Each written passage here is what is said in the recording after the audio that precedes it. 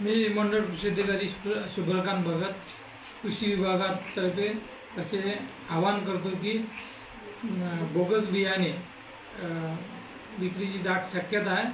अशा वेळेस शेतकऱ्यांनी नामांकित कंपनीचे बियाणे घ्यावे, बियाणे घेताना पक्के बिल घ्यावे आणि अशा वेळेस फसवणूक होऊ शकते। तेव्हा शेतकऱ्यांनी